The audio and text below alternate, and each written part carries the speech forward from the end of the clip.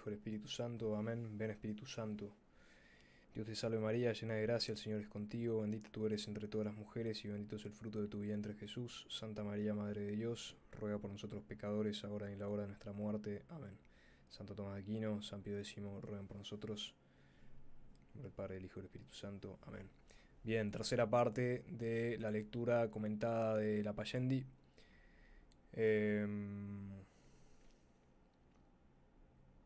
Bien, vamos a ver dónde nos quedamos.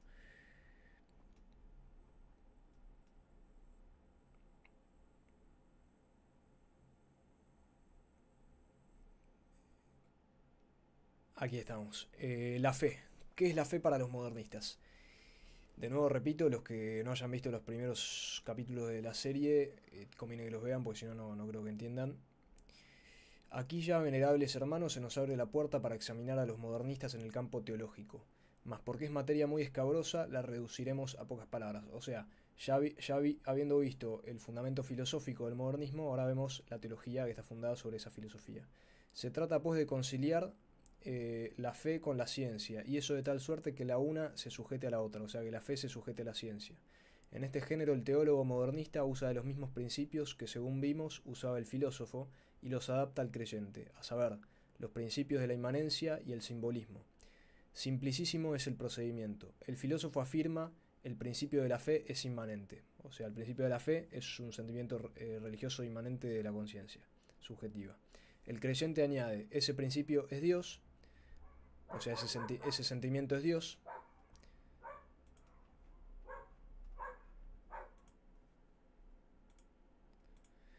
Ese sentimiento es Dios, o sea, el principio de la fe es ese sentimiento y ese principio es Dios, y el teólogo concluye, luego Dios es inmanente en el hombre. O sea, según la teología católica, Dios es trascendente al hombre, aquí Dios es inmanente en el hombre. He aquí la inmanencia teológica. De la misma suerte es cierto para el filósofo que las representaciones del objeto de la fe, o sea, de Dios, son solo simbólicas, solo hay representaciones simbólicas de Dios. Para el creyente lo es igualmente que el objeto de la fe es Dios en sí. El teólogo, por tanto, infiere las representaciones de la realidad divina son simbólicas, he aquí el simbolismo teológico. O sea, dos palabras, inmanencia teológica, Dios es inmanente al hombre, y simbolismo teológico, Dios solamente se puede representar por medio de símbolos. Errores en verdad grandísimos, y cuán perniciosos sean ambos se descubrirá al verse sus consecuencias, pues comenzando desde luego por el simbolismo, como los símbolos son tales respecto del objeto, a la vez que instrumentos respecto del creyente, ha de precaverse éste ante todo, dicen, de adherirse más de lo conveniente a la fórmula, en cuanto fórmula, usando de ella únicamente para unirse a la verdad absoluta, que la fórmula descubre y encubre juntamente, empeñándose luego en expresarlas pero sin conseguirlo jamás. A esto añaden además que semejantes fórmulas debe emplearlas el creyente en cuanto le ayuden, pues se le han dado para su comodidad y no como impedimento. Eso sí, respetando el honor que según la consideración social se debe a las fórmulas que ya el magisterio público juzgó idóneas para expresar la conciencia común, y en tanto que el mismo magisterio no hubiese declarado otra cosa distinta. Bien, esto es básicamente lo que ya vimos el video pasado, el dogma, el magisterio como una expresión de la conciencia común, ¿no? Inconsciente colectivo de alguna manera. ¿Qué opinan realmente los modernistas sobre la inmanencia? Difícil es decirlo. No todos sienten una misma cosa. Unos la ponen en que Dios por su acción está más íntimamente presente al hombre que éste a sí mismo, lo cual nada tiene de reprensible si se entendiera rectamente, o con el sentido de San Agustín. Otros en que la acción de Dios es una misma cosa con la acción de la naturaleza, como la de la causa primera con la de la segunda, lo cual en verdad destruye el orden sobrenatural, por supuesto. No puede ser la misma la acción de Dios que la acción de un ente natural. Si no, el orden sobrenatural sería lo mismo que el orden natural, estaríamos en un panteísmo, todo es Dios. Por último, hay quienes la explican de suerte que den sospecha de significación panteísta, lo cual concuerda mejor con el resto de su doctrina. Bien.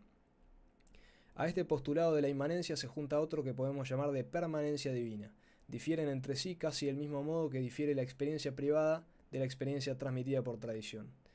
O sea, la inmanencia divina sería como la experiencia privada y la permanencia divina sería como la experiencia transmitida por tradición. Aclarémoslo con un ejemplo sacado de la Iglesia y de los sacramentos. La Iglesia, dicen los modernistas, y los sacramentos no se ha de creer en modo alguno que fueran instituidos por Cristo. Lo prohíbe el agnosticismo, que en Cristo no reconoce sino a un hombre, cuya conciencia religiosa se formó como en los otros hombres poco a poco. Lo prohíbe la ley de inmanencia, que rechaza las que ellos llaman externas aplicaciones, como los sacramentos. Lo prohíbe también la ley de la evolución, que pide a fin de que los gérmenes se desarrollen en determinado tiempo y cierta serie de circunstancias consecutivas. Finalmente lo prohíbe la historia, que enseña cómo fue en realidad el verdadero curso de los hechos. Sin embargo, debe mantenerse que la Iglesia y los sacramentos fueron instituidos mediatamente por Cristo. ¿Pero de qué modo? Todas las conciencias cristianas estaban en cierta manera incluidas virtualmente, como la planta en la semilla, en la ciencia de Cristo. Y como los gérmenes viven la vida de la simiente, así hay que decir que todos los cristianos viven la vida de Cristo.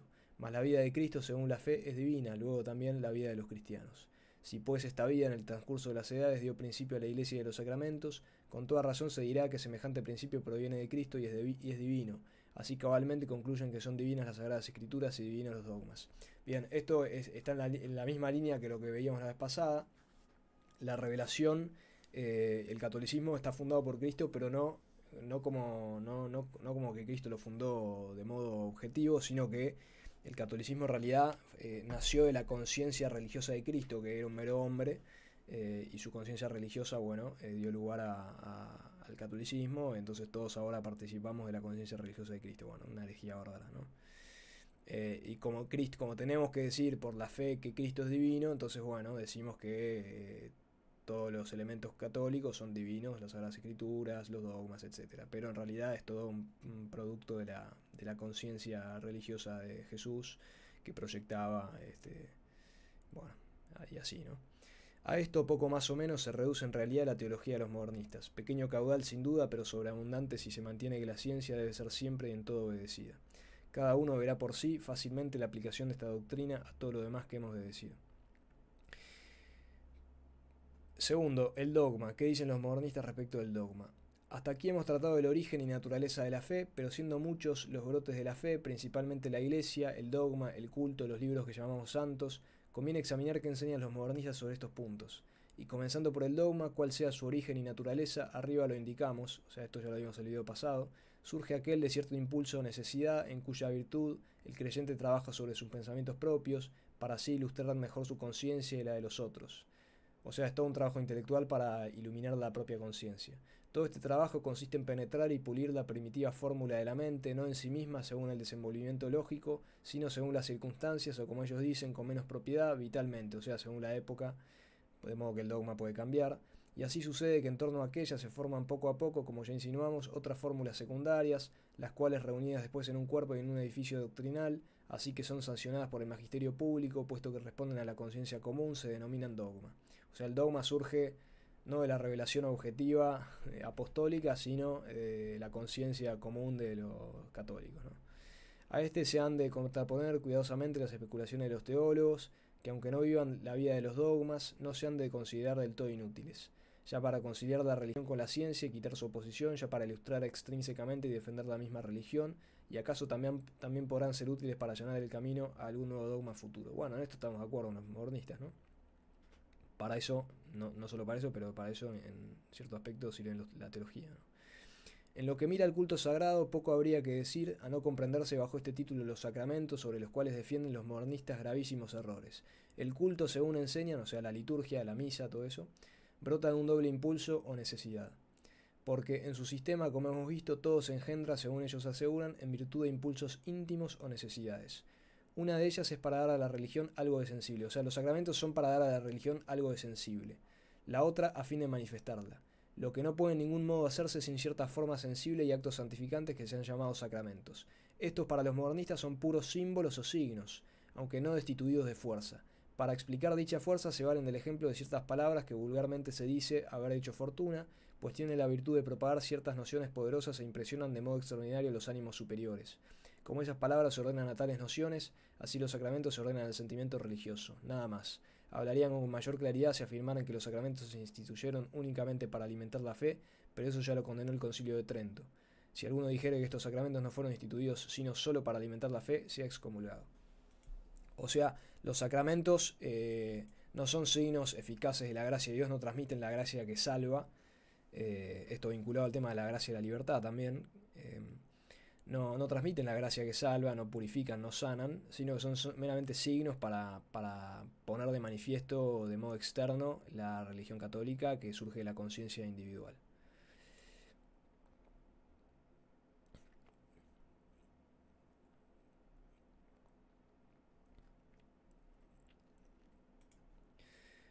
¿Qué dicen los modernistas sobre los libros sagrados? Algo hemos indicado ya sobre la naturaleza y origen de los libros sagrados, o sea, la Sagrada Escritura, la Biblia.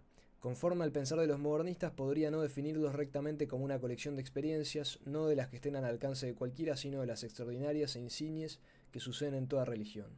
Eso cabalmente enseñan los modernistas sobre nuestros libros, así el Antiguo como el Nuevo Testamento. O sea, son libros sacros como los tiene cualquier otra religión, como los musulmanes tienen el Corán, etc.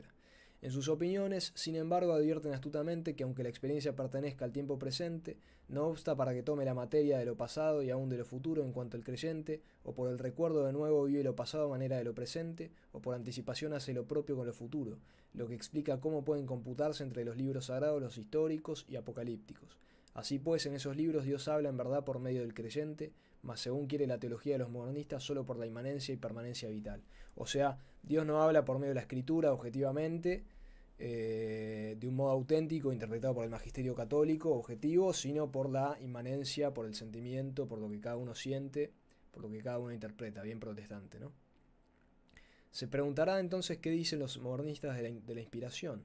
La inspiración, contestan, no se distingue sino acaso por el grado de vehemencia del impulso que siente el creyente de manifestar su fe de palabra o por escrito. O sea, la inspiración no es que Dios inspira al que escribe los libros sagrados para que escriban la palabra de Dios, sino que es una mera inspiración sentimental para exponer el propio sentimiento que es la fe para los modernistas, ¿no?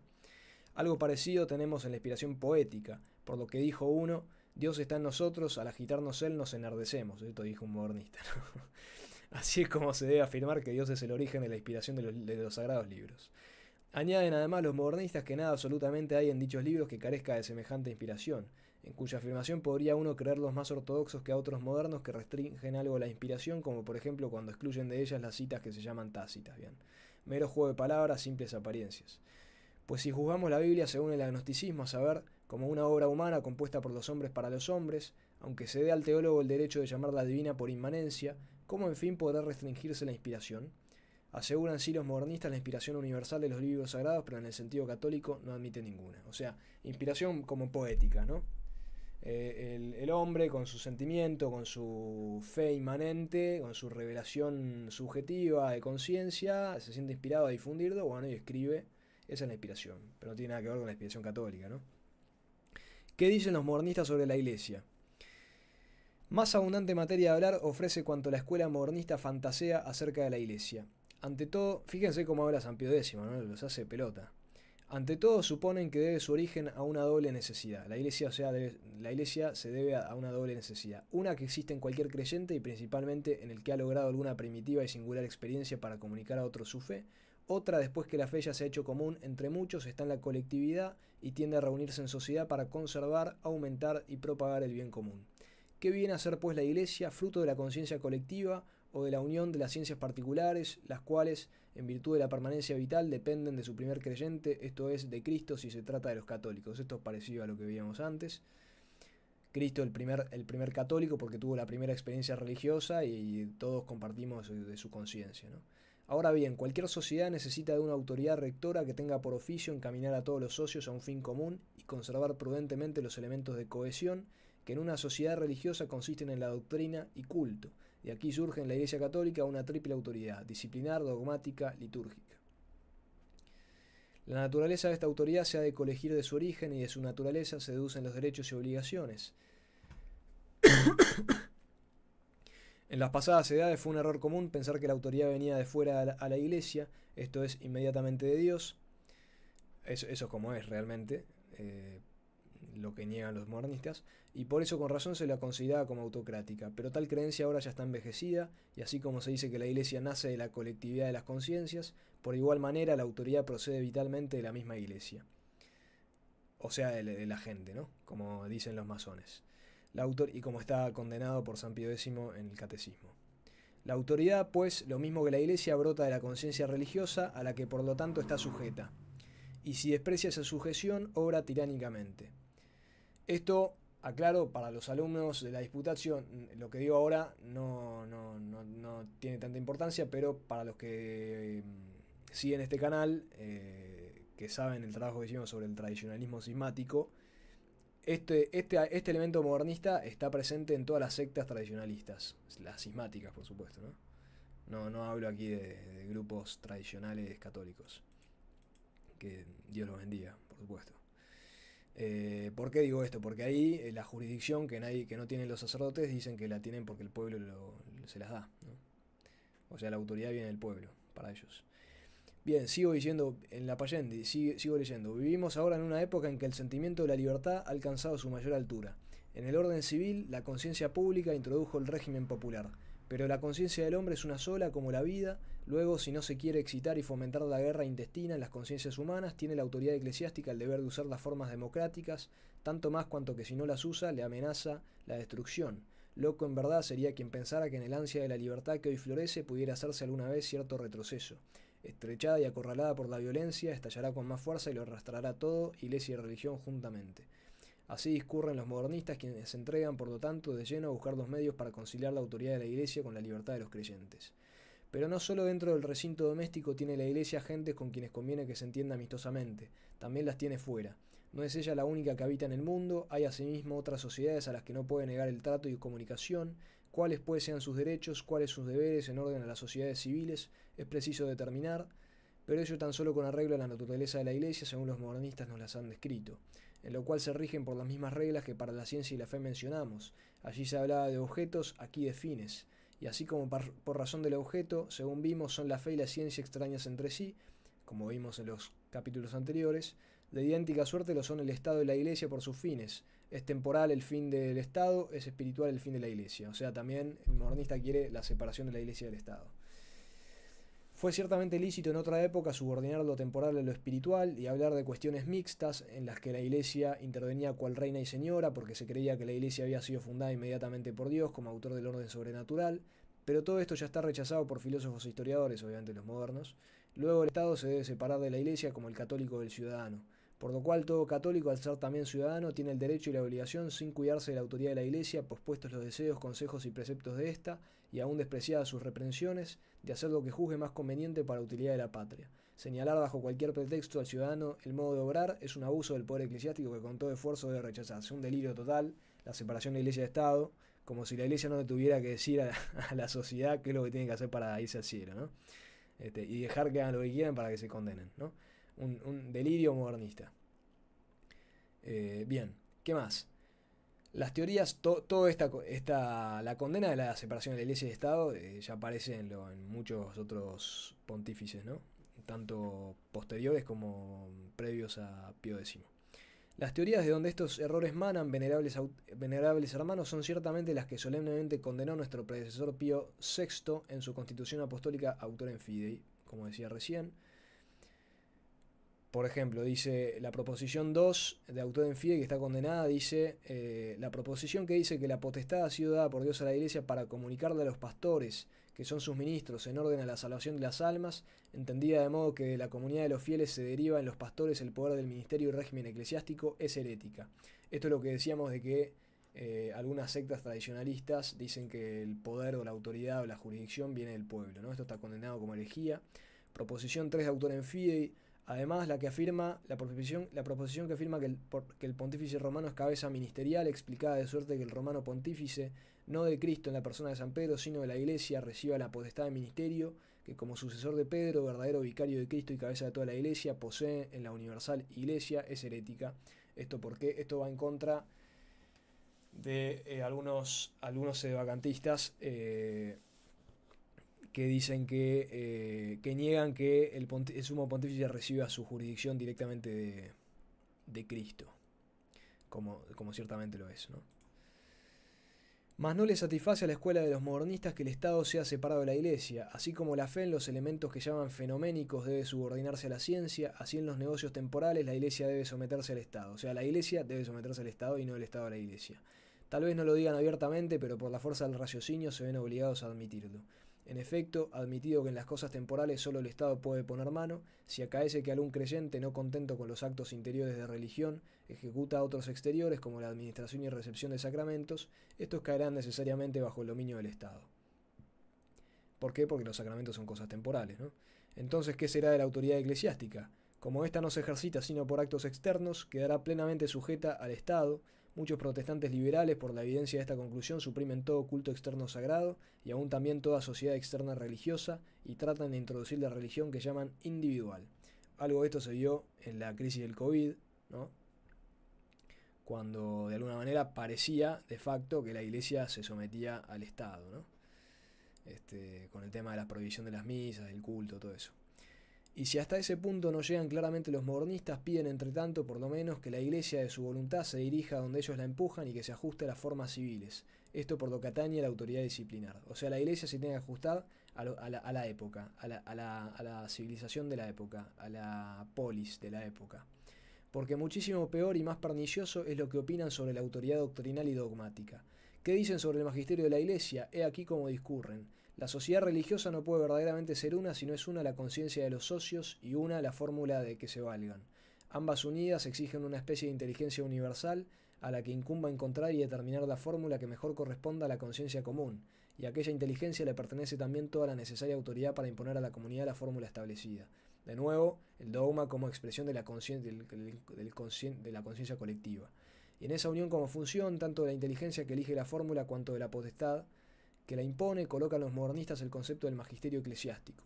Como en resumidas cuentas el magisterio nace de las conciencias individuales y para bien de las mismas conciencias se le ha impuesto el cargo público, se sigue forzosamente que depende de las mismas conciencias y que por lo tanto debe someterse a las formas populares. O sea, el magisterio tiene que decir lo que está de moda, porque surge de las conciencias individuales que pueden cambiar.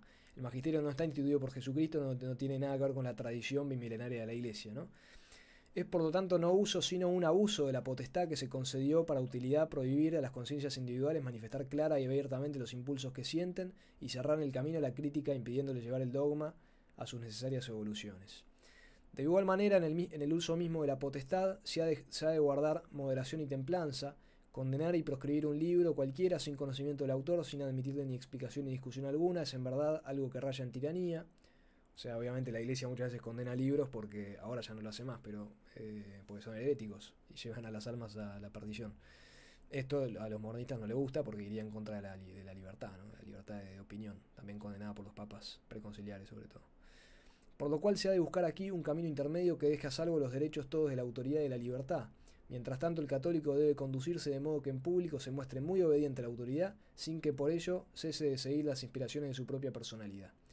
En general, he aquí lo que imponen a la Iglesia. Como el fin único de la potestad eclesiástica se refiere solo a cosas espirituales, se ha de desterrar todo aparato externo y la excesiva magnificencia con que ella se presenta ante quienes la contemplan. En lo que seguramente no se fijan es en que si la religión pertenece a las almas, no se restringe sin embargo solo a las almas y que el honor tributado a la autoridad recae en Cristo que la fundó. Bien, refuta aquí San Pío X. ¿Cómo vamos de tiempo? Bien, vamos con la evolución. Este tema es largo.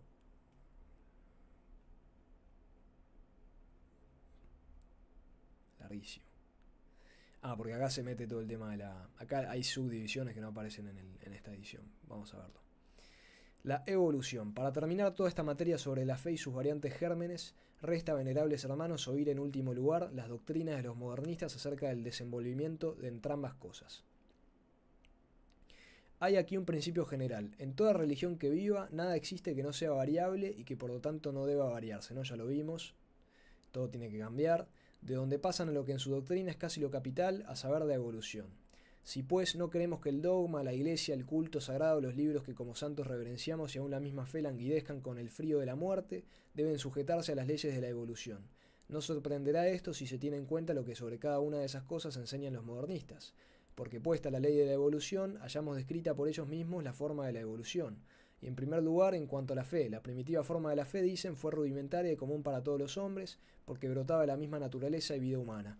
La hizo progresar la evolución vital, no por la agregación externa de nuevas formas, sino por una creciente penetración del sentimiento religioso de la conciencia. Fíjense, siempre está el tema de la conciencia. Aquel progreso se realizó de dos modos. En primer lugar, negativamente, anulando todo elemento extraño, como por ejemplo el que provenía de familia o nación. Después, positivamente, merced a perfeccionamiento intelectual y moral del hombre. Con ello, la noción de lo divino se hizo más amplia y más clara, y el sentimiento religioso resultó más elevado. Las mismas causas que trajimos antes para explicar el origen de la fe hay que asignar a su progreso. a lo que hay que añadir ciertos hombres extraordinarios que nosotros llamamos profetas, entre los cuales el más excelente fue Cristo, ya porque en su vida y palabras manifestaron algo de misterioso que la fe atribuía a la divinidad, ya porque lograron nuevas experiencias nunca antes vistas que respondían a la exigencia religiosa de cada época. O sea, el desarrollo del dogma en este sentido modernista es que las conciencias cristianas cada vez van teniendo una fe más clara, una fe entendida como sentimental. Entonces así hay necesidad de ir cambiando los dogmas de acuerdo a lo que la conciencia de la época diga, ¿no? Eso ya lo vimos las clases pasadas. Mas la evolución del dogma se origina principalmente de que hay que vencer los impedimentos de la fe, sojuzgar a los enemigos y refutar las contradicciones. Se junta a esto cierto esfuerzo perpetuo para penetrar mejor todo cuanto en los arcanos de la fe se contiene. Así, omitiendo otros ejemplos, sucedió con Cristo. Aquello más o menos divino que en él admitía la fe fue creciendo insensiblemente y por grados, hasta que finalmente se le tuvo por Dios. En la evolución del culto, el factor principal es la necesidad de acomodarse a las costumbres y tradiciones populares, y también la de disfrutar el valor que ciertos actos han recibido de la costumbre. En fin, la Iglesia encuentra la exigencia de su evolución en que tiene necesidad de adaptarse a las circunstancias históricas y a las formas públicamente ya existentes del régimen civil. Así es como los modernistas hablan de cada cosa en particular. Bien, acá hay que hacer una distinción. No está mal que la Iglesia quiera acomodarse a los tiempos en ciertas cosas, siempre y cuando la sustancia de la fe, la doctrina de la fe del culto quede intacta, y siempre y cuando eso sea para salvación de las almas. Como dice San Pablo, me hice todo para todos.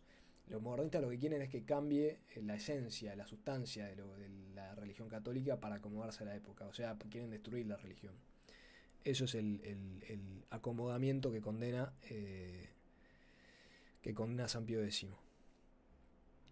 Aquí, empero, antes de seguir adelante, queremos que se advierta bien esta doctrina de las necesidades o indigencias, o sea, en lenguaje vulgar, dei bisogni, como ellos la llaman más expresivamente.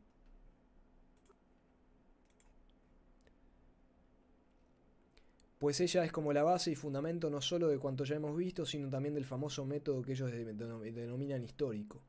Insistiendo aún en la doctrina de la evolución, debe además advertirse que si bien las indigencias o necesidades impulsan a la evolución, si la evolución fuese regulada no más que por ellas, traspasando fácilmente los fines de la tradición y arrancada por lo tanto de su primitivo principio vital, se encaminará más bien a la ruina que al progreso.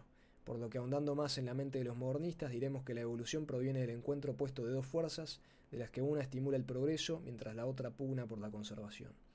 La fuerza conservadora reside vigorosa en la Iglesia y se contiene en la tradición, la representa la autoridad religiosa, y eso tanto por derecho, pues es propio de la autoridad defender la tradición, como de hecho, puesto que al hallarse fuera de las contingencias de la vida, pocos o ningún estímulo siente que la induzcan al progreso. Al contrario, en las conciencias de los individuos se oculta y se agita una fuerza que impulsa el progreso, que responde a interiores necesidades y que se oculta y se agita sobre todo en las conciencias de los particulares, especialmente de aquellos que están, como dicen, en contacto más particular e íntimo con la vida. Observad aquí, venerables hermanos, cómo yergue su cabeza aquella doctrina tan perniciosa que furtivamente introduce en la Iglesia a los laicos como elemento de progreso. O sea, todo el progreso se debe a que los laicos sienten en su conciencia la inspiración del Espíritu Santo, supuestamente, ¿no? Entonces la Iglesia se tiene que acomodar a las ideas de los laicos, ¿no? Ahora bien, de una especie de mutuo convenio y pacto entre la fuerza conservadora y la progresista, esto es, entre la autoridad y la conciencia de los particulares, nacen el progreso y los cambios. O sea, la autoridad tiene que acomodarse a las conciencias particulares, pues las conciencias privadas, o por lo menos algunas de ellas, obran sobre la conciencia colectiva, esta a su vez sobre las autoridades, obligándolas a pactar y someterse a lo ya pactado.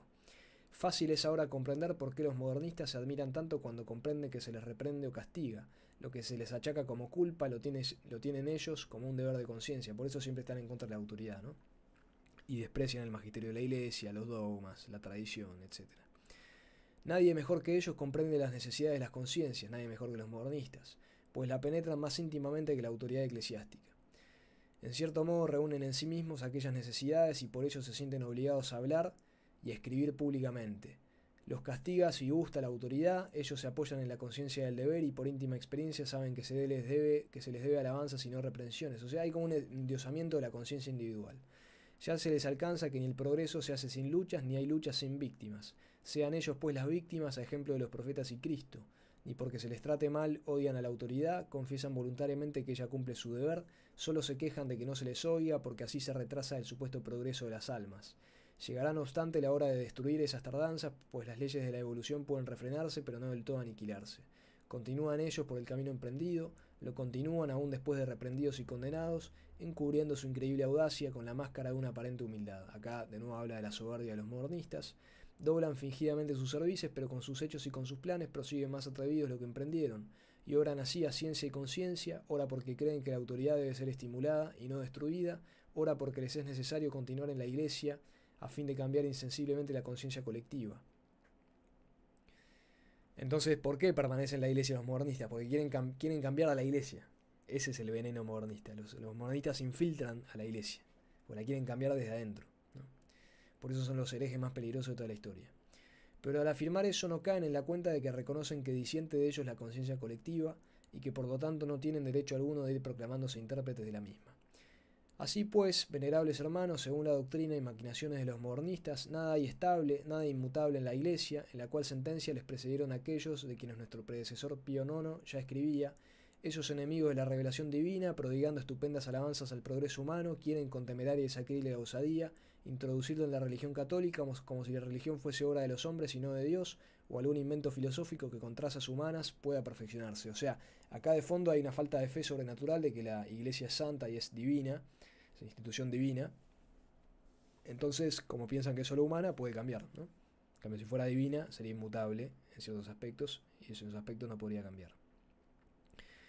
Cuanto a la revelación, sobre todo, y a los dogmas, nada se halla de nuevo en la doctrina de los modernistas, pues es la misma reprobada ya en el sílabus.